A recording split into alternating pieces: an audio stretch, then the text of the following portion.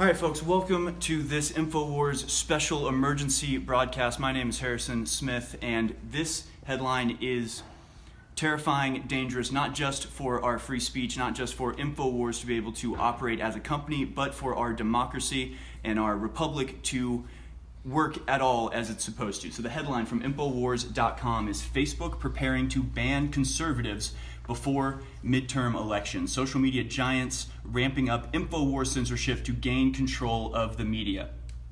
So what happened here is a Georgia gubernatorial candidate's Facebook page was attempting to buy advertisements for their constituents. And so when you do that, when you go to Facebook, you can tell them who you want to target with your ads. You can say, I want to target people who like pages that like guns, or I want to target people who like pages that are for amusement parks. Whatever it is, you can target and focus in on that individual constituency to make sure that your ads are the most successful that they could be. So this gubernatorial candidate was attempting to buy ads in the way that so many people do, and this is what he was met with: detailed targeting. And see, you can see here where you choose your interests and additional interests, Infowars. So you can see you can target people who like Infowars, you can target people who like Laura Ingraham, people who like Lou Dobbs, people who like Mark Levin. But you cannot target Infowars News. See this little symbol here? If you go up here, it says, update your detailed targeting to publish this ad set. Your audience contains interests, behaviors, or demographics that will no longer be available on our platform after May 24th, 2018. You'll need to remove the flagged items from your audience before you can publish any changes.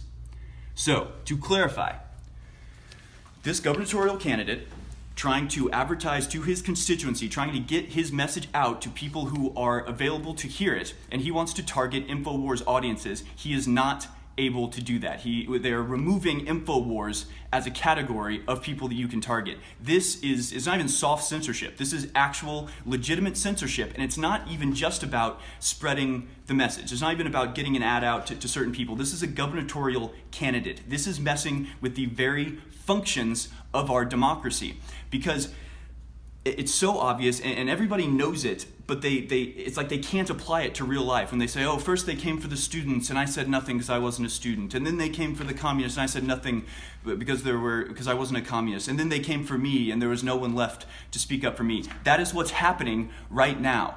Nobody will speak for Infowars. Nobody will stand up for Infowars. Most of the people they're just too concerned about wanting to get in the mainstream, wanting to be popular with CNN and with Fox News, and so they just avoid Infowars like the plague because they're falling into that paradigm. Infowars, we don't care about any of that approval. All we care about is telling the truth, and so that gets us into trouble. And so people who want to stand in this spotlight and glory in the love of the brainwashed masses, well, they're not going to stand up for us. And so what we need is for you to stand up for us. It's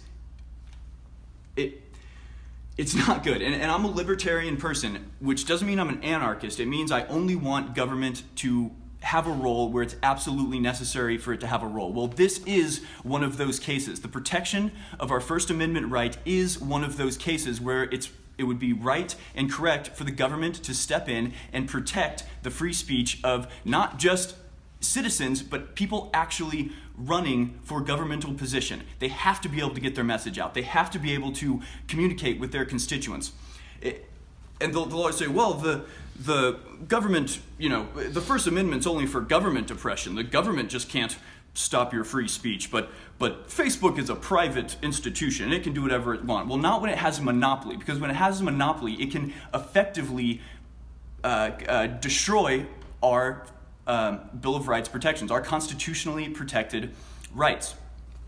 And so this is a time where the government needs to step in and protect the rights of the citizens. You could say, well, the government, has a policy of protection of material, of ownership, but that means the government can't steal from you. But if somebody else comes and steals from you, you don't just say, well, but that wasn't the government, so they can't do anything about it. No, you call the police and the government steps in to protect your rights of private property. This is the same thing. If a corporation or a person or anybody does anything to tamp down on your rights, the government is there to protect those rights, so that's what they need to be doing now. So if you're out there and you're mad at this and you just feel totally impotent against this massive multinational tech giant that is Facebook, that you can't even talk to, you can't call them, you can't say how mad you are at them, they'll just block that probably. Well, call your congressman, call your senators, tell them this is not right, this will not stand, and it doesn't matter if it's Richard Spencer or Infowars or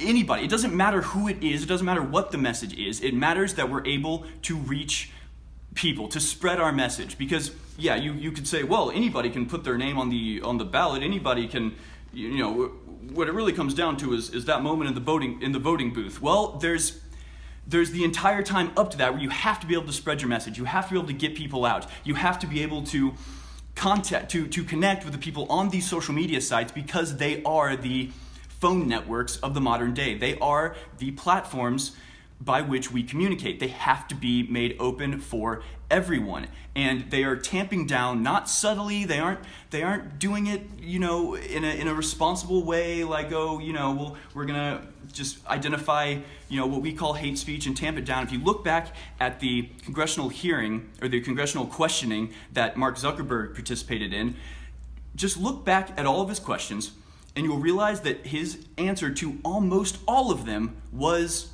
the algorithm, was AI. It was, well, how do you determine hate speech, Mr. Zuckerberg? Oh, well, that's a great question, Mr. Senator, but once we get AI in place, it'll be a lot easier to determine what hate speech is and what it isn't. That is insane. That is insane that we are going to give over to an algorithm our rights. I mean, it's absolutely insane.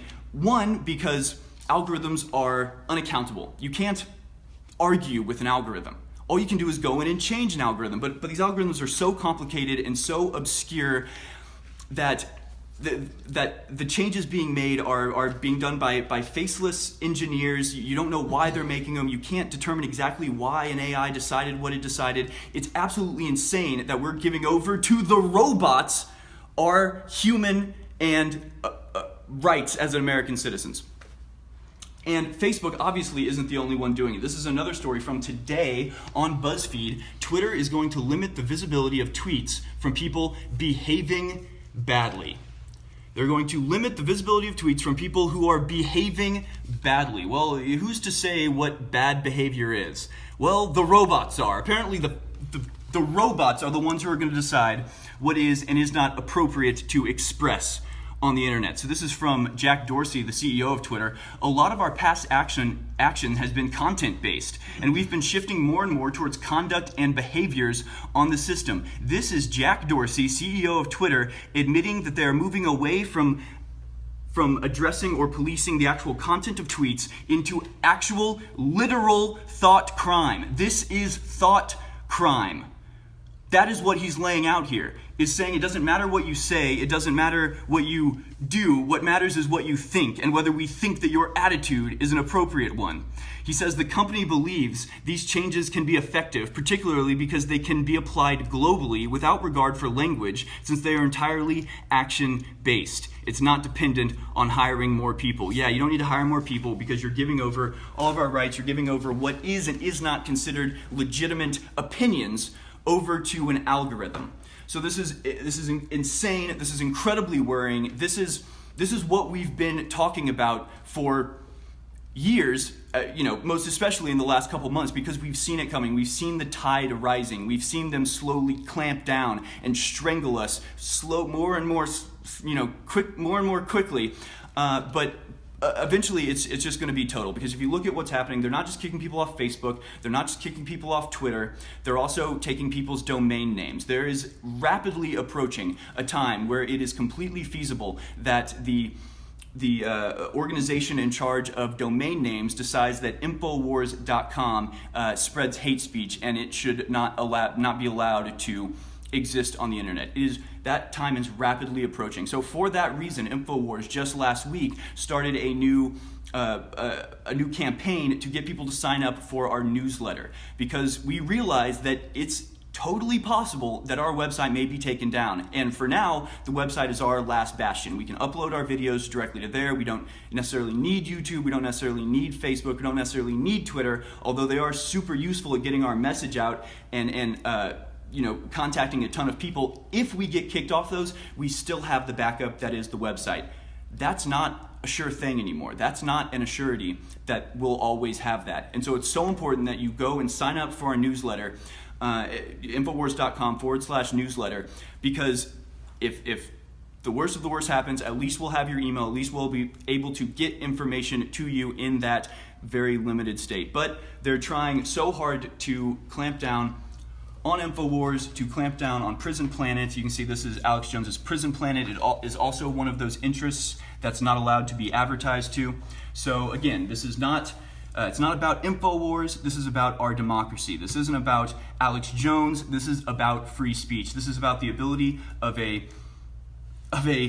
candidate for political office being able to contact their constituents with their message. This is incredibly worrying. This is incredibly dangerous to the fabric of democracy. So why doesn't the FBI close the case of Russia collusion with Trump? Let's stop chasing the phantoms, and let's go after what's really threatening our democracy, what's really threatening to bring down the freedom that we have, that is actually threatening to completely warp, distort, and destroy the republic that our forefathers fought for. That's what's really happening, and please join us in this fight and fight back, because if we don't do it now, we're going to lose any opportunity to do it in the future.